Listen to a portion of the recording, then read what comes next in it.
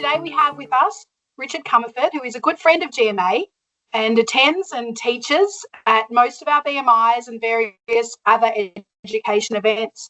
Richard is currently an independent expert advising firms in regards to financial performance and measurement. Prior to this role, Richard was Head of Organisational Development at Australia's fifth largest chartered accounting firm, BDO Australia. As Head of Learning and Development, Richard has extensive experience in designing, implementing, marketing and measuring strategic learning and development initiatives. So with strong leadership and influencing skills, Richard is recognised for his ability to work with learners to create accounting programs that generate engagement and insight. And we have a number of people that have joined us today, so welcome to everyone. Thank you for coming, and over to you, Richard. Thanks a lot, Courtney, and holy shit, I don't know who wrote that about me. I have a feeling it was me who wrote that about me. None of it's true, everyone. Well, that's not quite true either, but welcome to Understanding the Keys to Financial Performance, which at its very heart is just about understanding financial statements. So what we're planning to do today is I'm just going to walk you through some financial statements of a golf club, and we're going to have a focus on how typical operational managers interact with financial statements. So we're working on the assumption that you haven't been to BMI and this might be the first formal kind of learning you've done around financial accounting and numbers. So at any stage throughout the program, please use the chat function. Paul and Courtney can be monitoring that for us. If you've got any questions, I hate the sound of my own voice. It's nasally and boring. So once again, I would ask you to raise any questions that you have, and we can stop the session and join and answer those questions deliberately. So I'm now going to share my screen with you. And as I share my screen with you, we can move on to beginning to have a look at what today is all about. So this is probably the real story that's slightly different from my LinkedIn profile, Courtney, which Courtney asked me about this morning. My name's Rich. It's kind of ironic. I'm a former partner in an accounting firm called E&Y, which means I know a little bit about financial statements and how they work. I think the most important stuff about me is my GA handicap is 3.4. And like all golfers, I can't play to that for anything. I just wish my handicap was 10, but it's not, because then I could have 36 points. But I do love the handicapping system because I think it gets you striving for improvement. For those of you within the Victorian golf scene, I work very closely, I worked very closely with a guy called Josh Hall, who's now at Lonsdale Links. And Josh Hall was essentially the club manager who came to Leongatha Golf Club when I was the treasurer, and Josh completely turned the club around, and I just had the privilege of counting the numbers and each sort of quarter showing the improvement in our club's performance. So I have great faith in the capacity of managers to improve golf club performance, and I also have great faith in board members keeping out of those financials and just supporting their managers to do great work. So that's just a tiny little bit of stuff about me. If this doesn't mean much to you, by the end of today, I'm hoping it really will. Our revenue, we're a small regional golf club, ranked in, well, up until a couple of years ago, ranked in Australia's top 65 public access. And our revenue was $776,000 a year. That is just such a low number. And that was at the heart of lots of problems at the club. Our club was completely underutilised. We were only playing 21,500 rounds a year. So whilst our superintendent might have loved that because he didn't have a lot to do on upkeep, it just meant that the golf club was going backwards year on year on year. Other bits of data that I think is interesting about our club is when I joined as a treasurer, our average debt was 27 years old. So that debt is really, really old, and the average age of our equipment was 17 years. So that is just a crap set of numbers. You can't have debt that is 27 years old and the assets are 17, because it means you have to fund this debt and the assets are already gone. So that was pretty horrible. And our current liabilities, or our current assets divided by current liabilities, was about 0.1.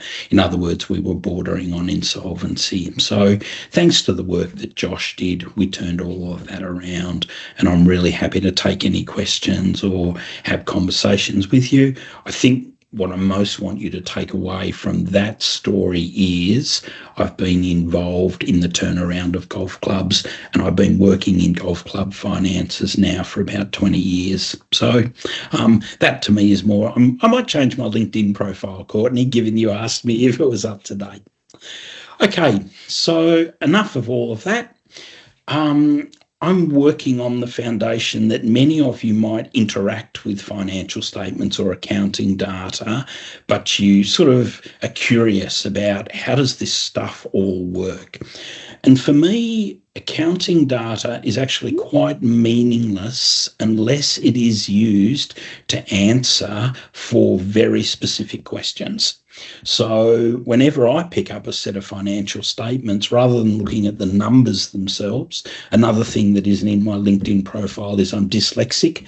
So I much prefer words than numbers. And I wish my golf handicap was 43, but it's not. It's actually, as I said earlier.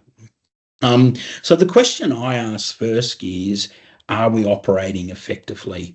And for those new to finances, we typically answer that based on this thing called revenue less costs. So collectively, we can look at an operating centre like bar revenue or catering or the pro shop or the golf course. We can divide the golf course up into various operating areas, and then we have a look at effectively the revenue that's being generated by that business area as well as the costs, and that gives us a thing called profit. So are we operating effectively is answered using profit information, and that's in a thing called the profit and loss report. Please tell me to hurry up or just move on if I'm also pitching this at the wrong levels. The second thing that I think about when I think about is a golf club performing well is current memberships being saved for the future? So this comes down to a combination of really a profit and loss statement and a balance sheet. And it's my expectation that even not-for-profit entities will be saving revenue for the future. And clubs that don't do that, what invariably they do is, in other words, they make losses year after year after year. Invariably what they're doing is kicking financial problems down the road.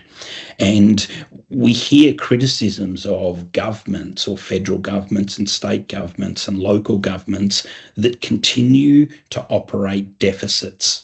Well, if you're operating a deficit, you are not saving for the future. You are kicking the bloody problem down the road to the next generation.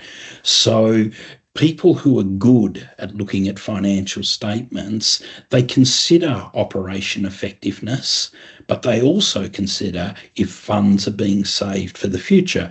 And of course, for many golf clubs or the top tier golf clubs, they're able to charge joining fees. And those joining fees are part of saving for the future or capital replacement.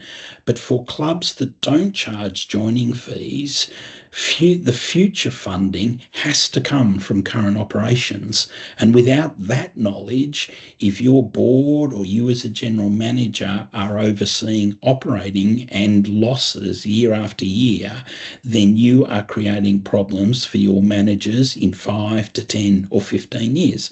And the accounting statements actually shout that at you. So today we'll be looking at how these two questions are shouted at you by the financial statements. Okay, the other thing, most critical, is can we pay our bills as and when they fall due? It's a pretty simple question. Can we pay our bills as and when they fall due? So this is a thing called solvency. And if the answer to that question is no, then we need to think about, is that because of timing problems? So for a winter golf course, for a summer golf course, nobody plays in winter. So the course might struggle financially through winter, knowing that they have a very good seasonal period in the warmer months of the year. So this is a thing called solvency. And last but not least, and this is probably a complex question for general managers, if the club's constitution allows it, are we making effective use of debt? Because from my point of view, if debt costs me 6.5% and I can generate profit of 20% on that debt, then debt is a very, very useful financial instrument. And so sometimes I think golf clubs are a little bit afraid of debt, or their constitution prohibits the use of debt. So if your constitution prohibits the use of debt, you can ignore this question. If it doesn't, there's a lot of thinking to be done around, can we make our golf club better through the use of debt? So that's what I wanted to talk about today. What questions are there? I'm really happy just to kind of break things up rather than me just talking. What questions do you have, or is there something you'd like me to add to this agenda?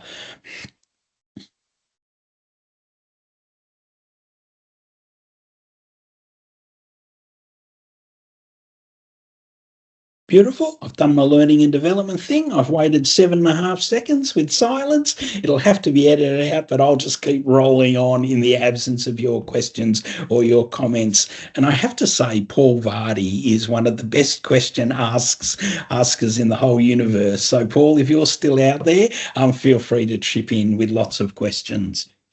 So thank you, Richard. I stuffed up my unmute, so there you go. It's radio silence for you this time, sadly. Oh, well, never mind. Thanks, Next Paul. time. Thank you. Absolutely. Beautiful.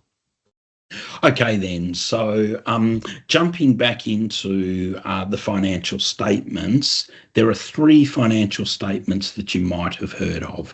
The first one is called the Statement of Income and Expenditure. Other people will call that profit and loss, or the profit and loss statement, and other people call it the income statement.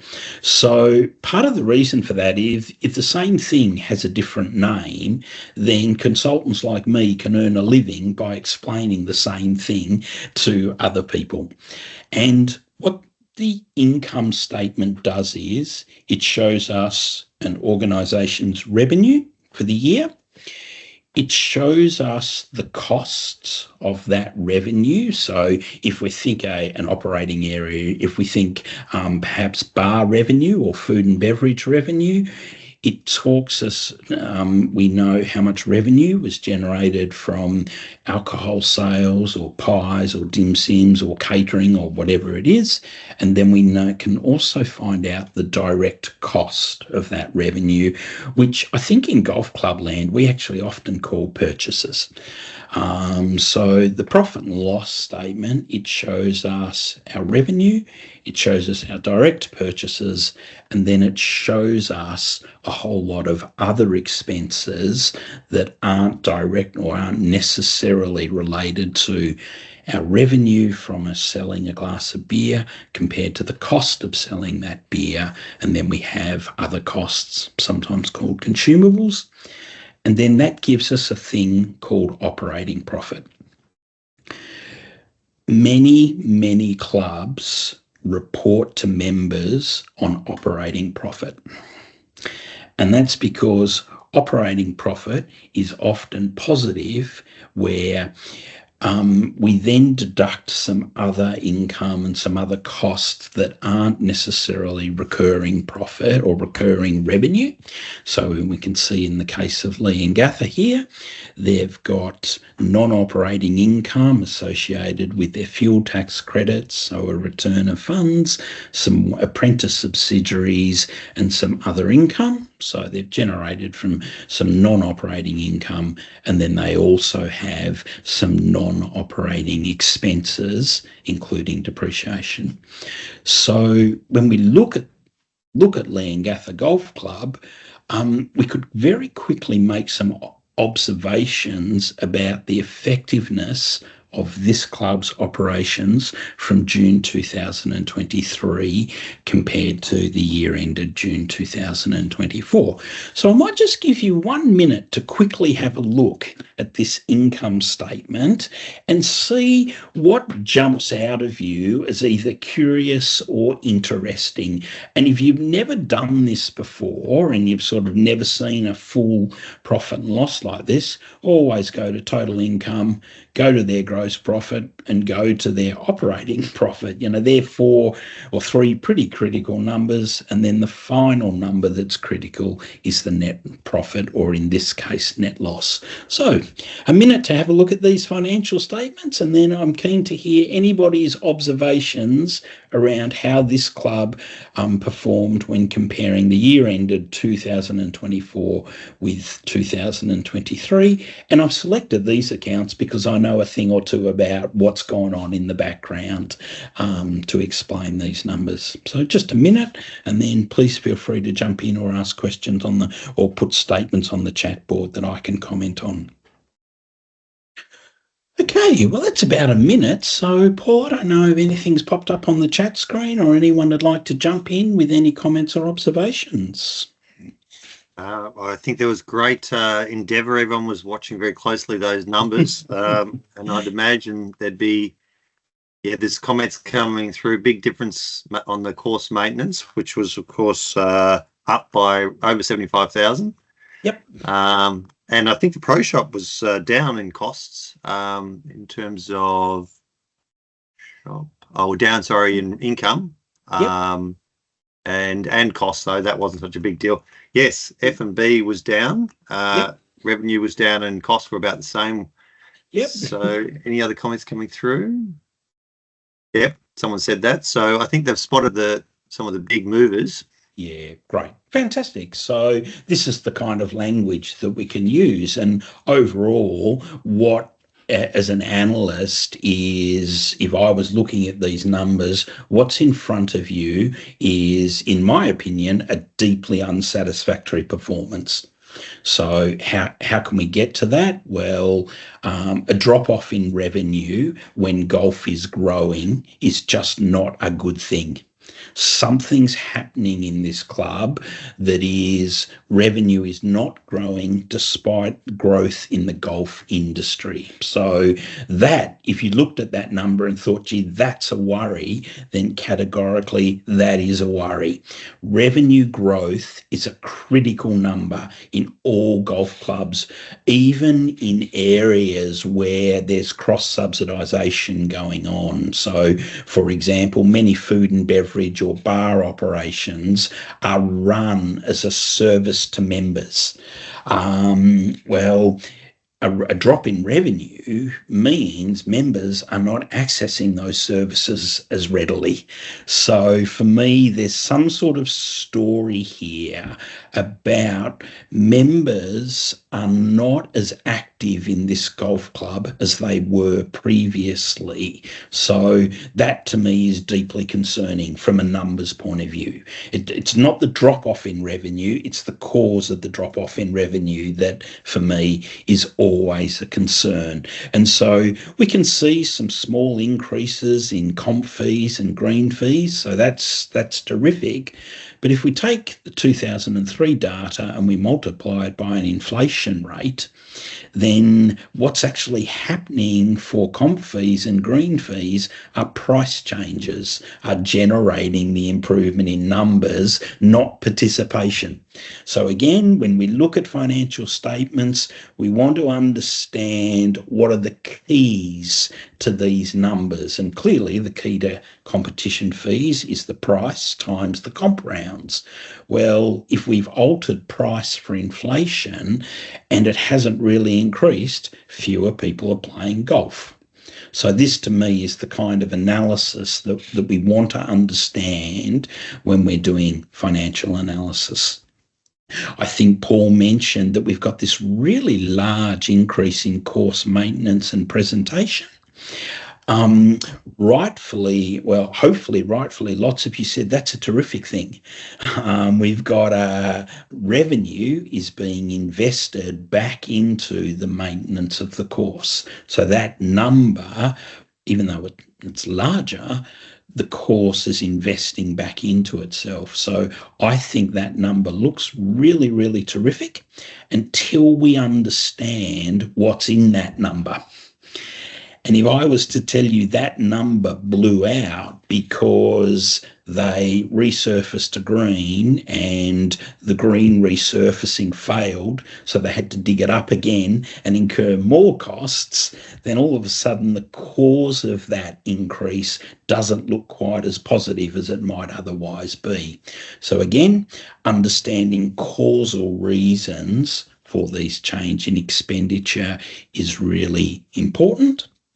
And then I think Paul also said that even though we had revenue dropping, so we saw a large decrease in the food and beverage revenue, the direct purchases of food and beverage were exactly the same. So that's a thing called a declining margin. Okay, if revenue is falling, but the cost of the purchases of a glass of alcohol are staying the same, then that is a decline in margin. And we'll look at margins more closely very, very shortly. So Andrea mentioned too, there was a decline in staff costs, which was significant as well. Yes. Absolutely. Yep. So we're getting this decline. Thank you, Andrea. We're getting this decline in staff costs, pretty significant. But what we're really interested in, and many of you in your ops teams, you'll be expressing staff costs as a percentage of revenue. And so this is another example of a number where we take a change in an operating cost and express it as a percentage of the relevant revenue to find out, is it a relativity drop, or is it a performance decision or real labour savings? So you're spot on, Andrea. Very, very big increase there. I'm not in a position to talk about why that happened and how that happened, because Fair Work might be involved somewhere along the line, and so forth. Therefore, the point around that is a drop in a number. There might be other things that sit below it. So again, we keep talking about this story of, here's what the number shows us, what's the story that sits behind it? And what I consistently find is, in golf clubs, the ops managers know the story, they just don't know how it translates into numbers. It's kind of us about. As an accountant, I look at the numbers and go, well, what's the story? Whereas the ops people go, oh, that's easy, it was this, and this. So ops people, I think, in many ways are in an advantage to an accountant because they understand more about how things are happening. Richard, can I just ask, mate, what percentage of revenue do you suggest staff costs should be? Yeah, I really like it at around, in total, somewhere for small clubs where you've got large volunteers operating, I really like a number around 38 to 41%. But if you're a larger club and you haven't got the same levels of volunteer labour, then somewhere around 50 to 55% is really pretty solid. adjusted for things like your membership and your service model, have you got projects on and decisions to get staff working on projects versus day-to-day recurring work, the blend of full-times versus casual, all of those things influence what is that right number, Scott. I get concerned when it goes 55 to 60% of all revenue categories. Cheers, mate. No worries. Any other questions?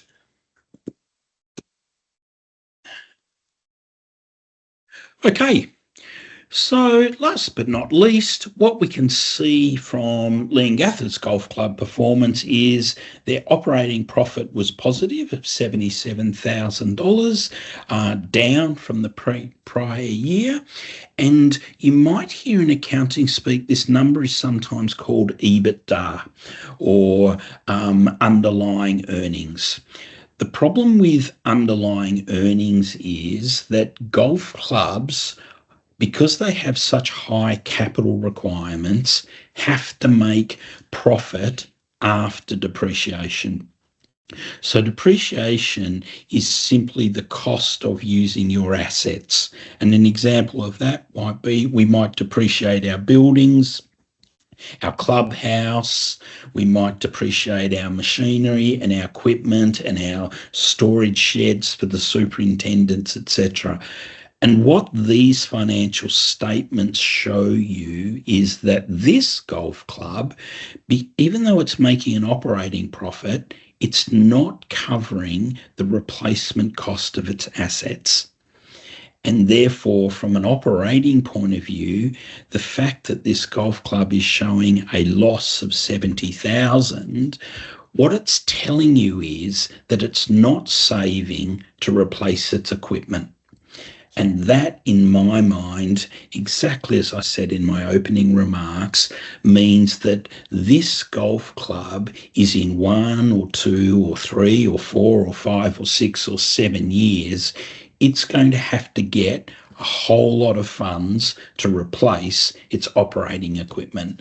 And at the moment, if this operating loss is acceptable to the board, that means the board is operating in a very, very short-term manner. And that, to me, is not healthy at all. Boards, in my opinion, need to be thinking about the future.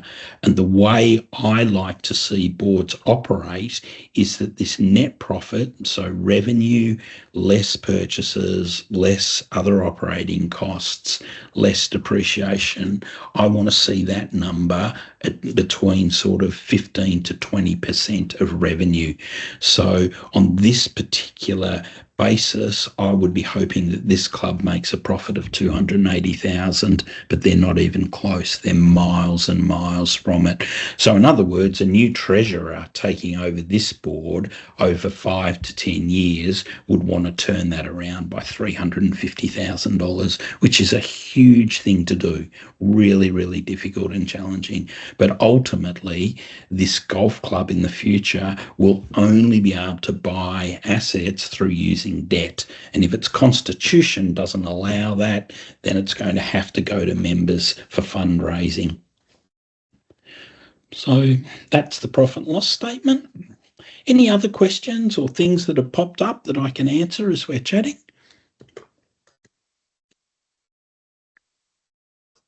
Mate, Richard, do you think afterwards you'd be able to just shoot over an email with target percentages? Yeah, of course. Sort of use as a guideline.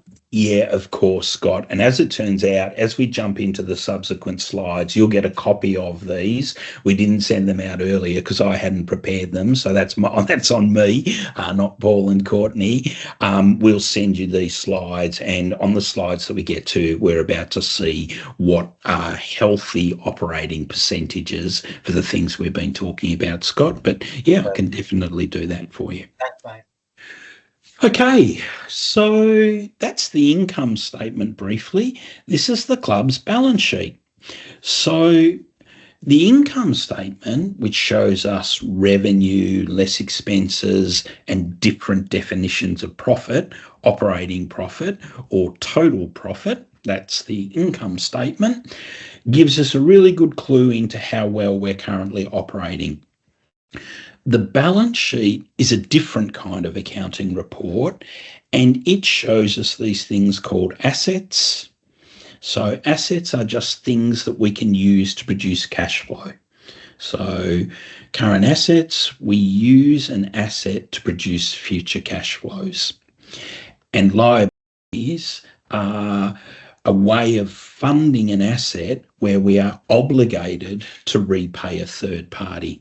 So in plain English, we can see Leongatha Golf Club, their total assets are $3.2 million, so quite a small balance sheet. And of those total assets, they have been funded using $762,000 of other people's money. In other words, the club is going to have to repay this $762,000 to third parties.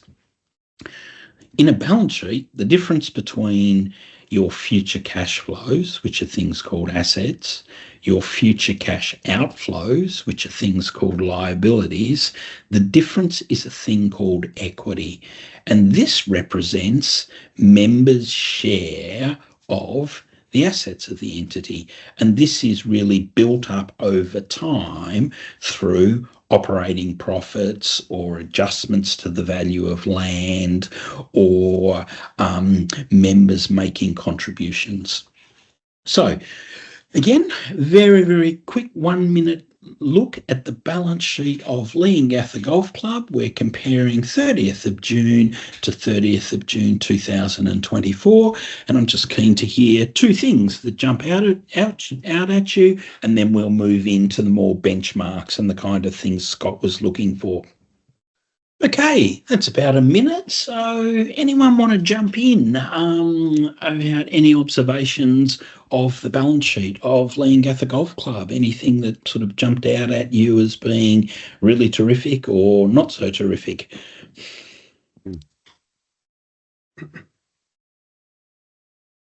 There's no comments in the chat just at the moment, Richard, but I'd say a few people looking at the land valuation change, and all of a sudden we're rich.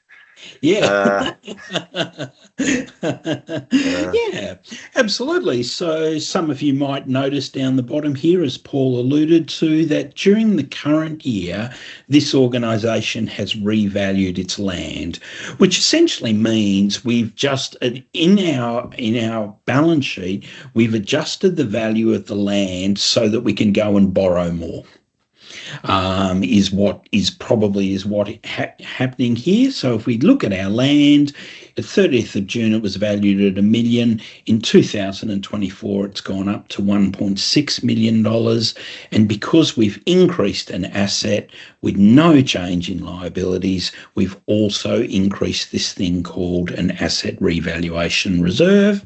And lots of golf clubs that are wanting to borrow more money and can do so under their constitution, one thing that a bank looks at is they'll look at your operating performance, but they'll also look at the security that sits against any loan that they provide.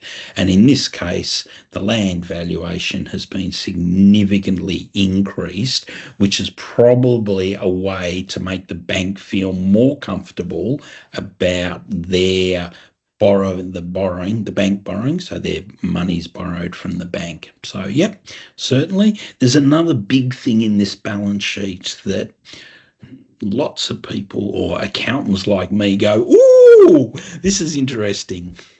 Well, there's some other comments we've got, Richard. So, more debt for more assets with a question mark from Josh, and a strong business case, a question mark.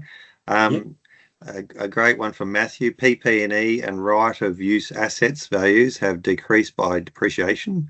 Yep. So no investments in non-current assets. Someone might also pick off the current assets to current liabilities ratio, which is not healthy. Yep. Anyone else? Someone's put cash as a question mark.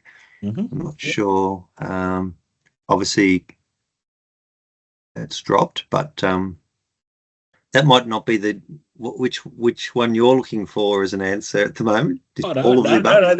they're all such astute points and really good. We've obviously got people who are familiar with looking at balance sheets. So I'll talk to a couple of those. So point number one was this increase in land that saw an increase in equity, and that was done to, it's called shoring up your balance sheet. It's definitely true. We then talked about, a comment was made that there was an increase in total assets, which is really fabulous, but also a decrease in total liabilities. So there's the increase in total assets, in part being funded by the revalue of the land. And if we take out the revaluation of the land, effectively non-current assets didn't change, but we got the assets being used up via depreciation. And as it turns out, what this board are currently doing is running down the assets rather than replacing them. So this is another example of that kicking the problem down the road. As you use assets, in theory, you should replace those assets that you're using or save cash to replace those assets. And that isn't being done. I think I heard a comment that the organisation's current assets. So a current asset is something that will convert to cash in the next year. So this organisation has roughly $155,000 cash for the next year, but its current liabilities are $537,000. So that is symptomatic of financial distress. Golf clubs are very unique because we recognise a current liability for fees in advance, and those fees in advance, they are settled by continued operations of the golf club. So long as your cash flow forecasts are positive, then the income in advance will be settled through continued operations.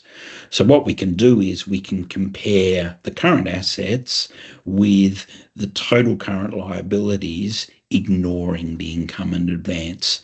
And even when we do that, we get the 155 in current assets, less the 537, less the 322, means that we've got roughly 155 in current assets compared with 202,000 in current liabilities. And that's bad. That's just bad, bad, bad.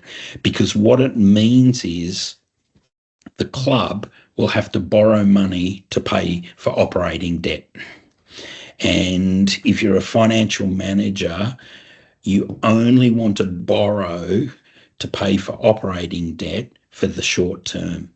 So for Scott, for you, in my world where I come from, if we use an overdraft facility to pay for operations, I want that overdraft facility repaid within 90 days. In other words, a seasonal cycle, winter, summer, autumn or spring. And if we can't repay operating debt, so by operating debt I mean wages, we borrow money to pay wages.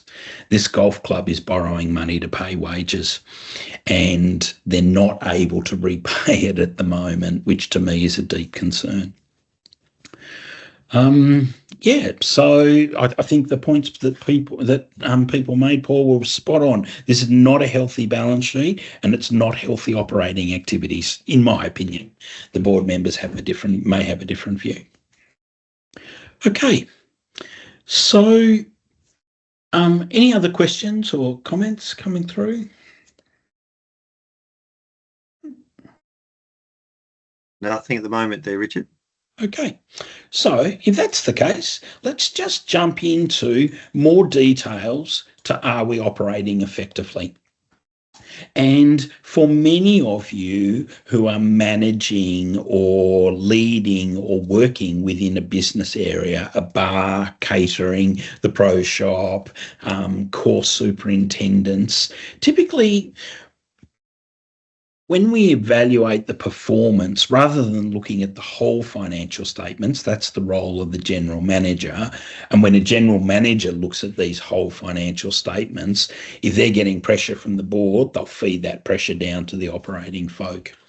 But typically, if we're running an operating centre, we're most concerned about year-to-date actual and year-to-date budget. I see a lot of operational managers get really, really caught on month-to-month performance or week-to-week performance, and I really encourage people in the golf industry to evaluate performance in 3-month blocks.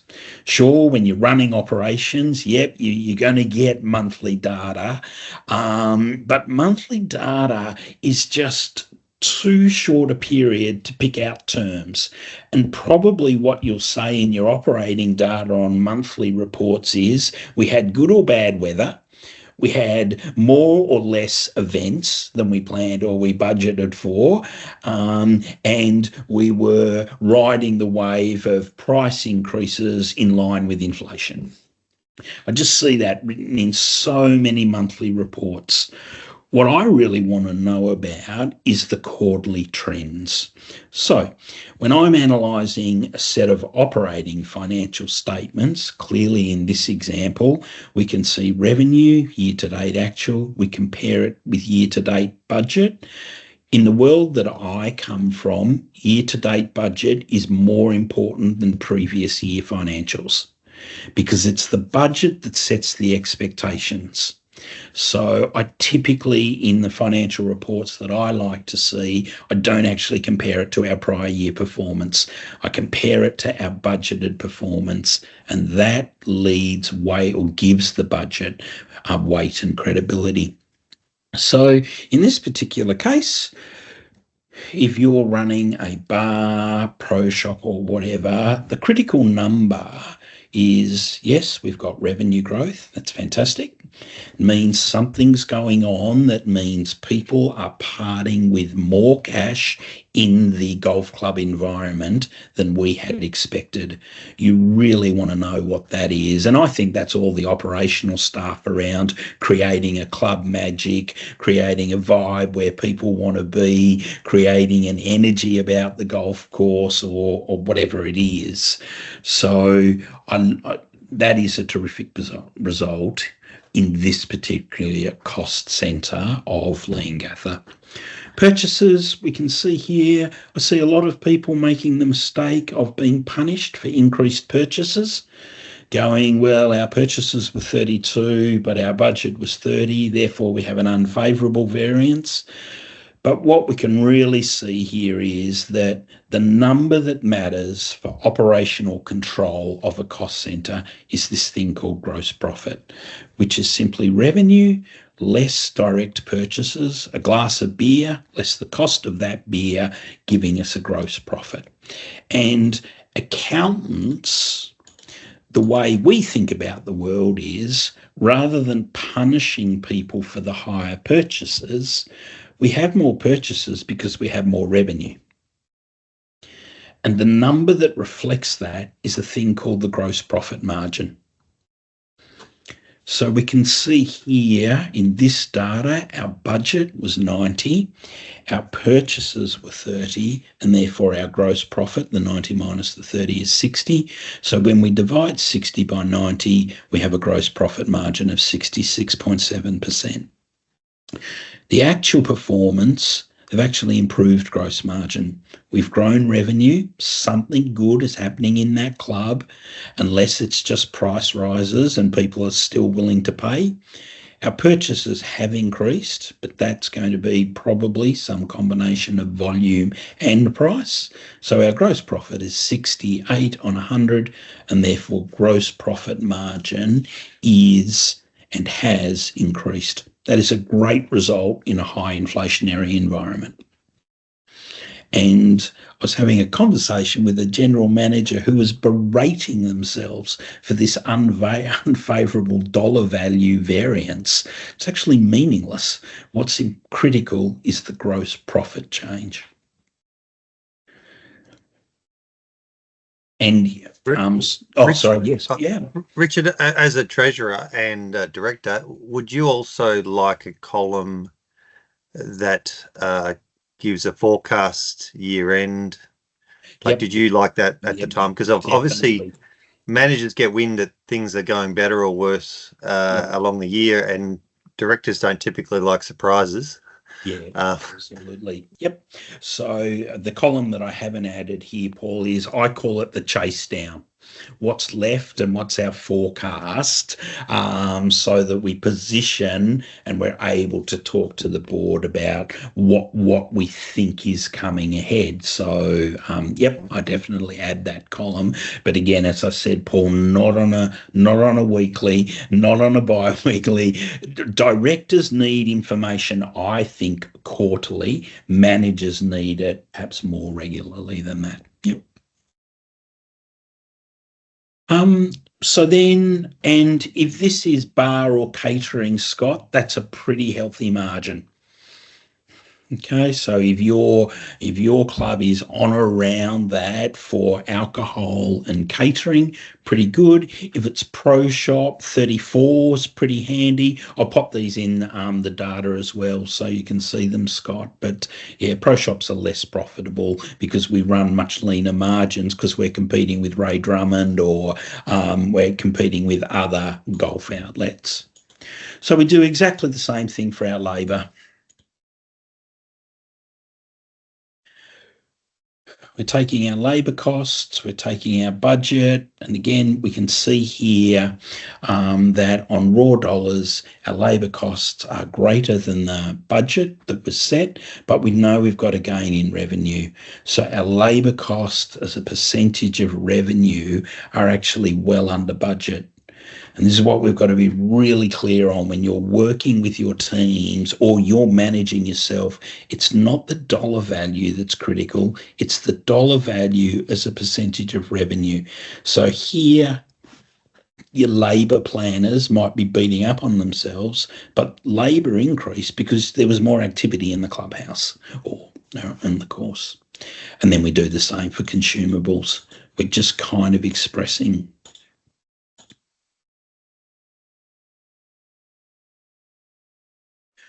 So to me, I really hope the upshot of this particular slide and this messaging is it's not the dollar value that counts. It's the dollar value expressed as a percentage of revenue. And accountants in their world call that thing margin. So we'll use, whenever you divide a number by revenue to create a percentage, we'll call it a margin. Okay, any questions on that? I'm conscious of time and got about 9 minutes to go. Richard, we had a question from Mitchell about stock holdings and stock turns. I'm not sure if you're going to get to that separately, but I Mitchell, know it's a common topic for you. I'm going to quietly acknowledge Mitchell as being an accounting genius. Mitchell, congratulations. Sorry, I'm just, let me just go. Okay. So for those in the group who weren't familiar with what was being asked by Mitchell, when we're running things like pro shops or bars or anything that has inventory or product, so clubs, balls, alcohol, raw food, those sorts of things, that gets reflected in an asset account called inventory. And there are two things that measure not just our kind of profit performance, but also how well we're managing the assets that generate those profits. And in the case that Mitch's question was asking about, this is a thing that is sometimes called inventory turnover or inventory turns, or it's also called inventory days. So I'm just going to walk you through how these things are calculated and how we might interpret them. So we have this thing called inventory turnover, and what it measures is how quickly we sell inventory. So how quickly we sell our alcohol, how quickly we sell our golf clubs, how quickly we sell our golf balls, or how quickly we sell tees. And you can imagine inventory turnover is going to be much quicker for golf balls, gloves, and tees than it is for clubs, because the life cycle of a club is 3 years. So you're just not going to sell as many clubs, so you'll hold fewer clubs. That's kind of how it works. So if we look at inventory turnover, we take the purchases from the cost area, in this case, say it was a bar, and we take the purchases and then we compare it to inventory on hand. So we take our annual purchases and we compare it to the inventory on hand. And when we divide that number for inventory turnover, we get a number that says inventory turnover is 1.6 times a year. In other words, we sell our holdings of inventory, $20, 1.6 times a year. That is remarkably slow. And if you were doing 1.6 times a year for golf balls or alcohol or food and beverage, your manager is coming to have a conversation with you around, we've got too much inventory and you're not selling it quickly enough. So another way to interpret the number inventory turnover, it's sometimes called inventory days. And in this particular case, what we're getting is we take days in a year and we divide it by inventory turnover, which is 1.6. So if we take our 365 days and we divide it by 1.6, that gives us a number of 228. So what this is telling you is that if you're turning inventory over 1.6 times a year, on average, it takes 228 days to sell that inventory. Well, if that's golf balls or bottles of beer, you're not in a very good place at all. Because for bottles of beer, we really expect, or if you're using kegs, we expect turnover probably 15 to 20 days. So you can see here that inventory turnover, it's Mitch, it's quite, and Scott, it's quite specific for the inventory product that you're looking at. So, for example, at Leongatha Golf Club, our inventory turn on clubs was we would sell clubs. It would take us about 200 days, but for our inventory turnover on balls, our inventory turnover on balls was 29 days. In other words, we do an order once a month with our Titleist reps.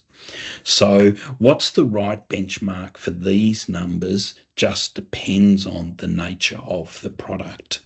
And if your pro shop is equipped heavily with a whole set of clubs, then it's and multiple choices of clubs and sort of a full range of Titleist, Callaway, TaylorMade, etc., you're probably going to have a slow inventory days on clubs, but for balls, much quicker. So, it's critical that when we're looking at the performance operating effectively, we're looking at the profit of the service area. And in addition to that, we're looking at how well the asset or the inventory for that particular centre is being well managed. And again, in a big, you can also, if you're a superintendent, we used to do this for our chemicals. And what we found is we found a big problem that our chemicals, the average turnover was 580 days. In other words, just over 1 3/4 years. But some of the chemicals that we had a use-by date of 365 days. So straight away, we knew that we had some old shit chemicals in there that needed to get rid of. And again, I say operationally, the supers are going to know that stuff. You know your chem storage far better than anyone. But for me as an accountant, I got a bit worried when I was seeing these inventory days on our chemicals just blowing out to well beyond their use. And what was happening was our superintendent was, ever there was a sale on a chemical, they just buy up the cheap chemicals, because we know our sales reps provide every year there are bargains to be had in June. The problem was our super was overspending on the bargains, and we were getting caught in our chem running out of date. So yeah, it's Mitch, thank you for your question, because it's a pretty important aspect of inventory control in those service areas. Okay. Got any other sort of questions? I know it's 2:59 and probably lots of you have got better things to do than sitting in an accounting webinar on a glorious Victorian sunny day, although I know we're all over the country. So are there any other questions or things I could address? Richard, we do have one from, everyone loves to be sitting and listening to you, I'm sure, so don't worry about that. All right, okay. So sorry, back to the P&L, this is from Robert. Yep. Back to the P&L and balance sheets. What are your thoughts on capital expenses divided by projects being projects being born in the P&L same year versus usual practice of the balance sheet to depreciate over time? So I guess saying like expensing capital projects. Yeah, absolutely. Sorry, I'll come back to. That was one of the interesting ones that Ray Cronin talked about at the national conference. Yeah. So the background to that question is, within accounting, you can choose how you treat things. So we can see here that course maintenance and presentation, for example, I talked about that included in this cost was a new green. So included in the course maintenance and presentation costs, let's just say it's $50,000 on a new green. Well, we can treat that as a project that is an expense or cost of operating. Alternatively, we can say, well, if we've spent $50,000 on a new green, we've enhanced the course, and that's an asset called a course improvement. That accounting policy choice depends on each club. Often the very wealthy tier 1 clubs, they'll treat the building of a new green as an operating cost, because members want to see their $16,000 subscriptions or their $6,000 subscriptions. Members want to see that money being spent on their behalf. So the wealthier you are as a club, the more likely you are to treat the building of a new green as an expense, and you'll still be profitable. Other clubs that are less successful or have a project schedule, you can also treat new greens as an asset that then get subsequently depreciated over a period of 30 or 40 years.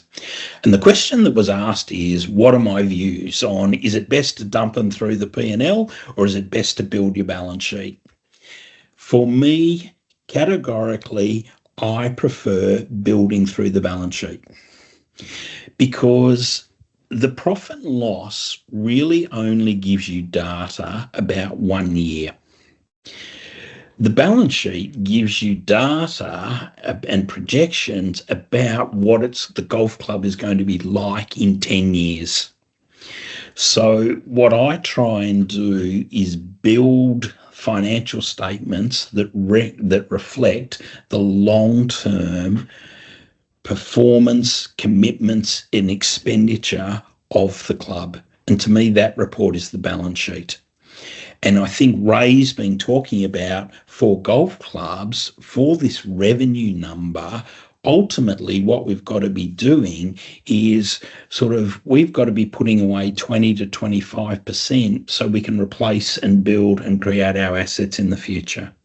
And therefore, when I was treasurer at this golf club, and what I recommend for all golf clubs, is put your costs, your capital costs, on the balance sheet so that you can understand when those capital costs were spent, how much has been used through depreciation, and what you're going to have to spend in the future to replace it.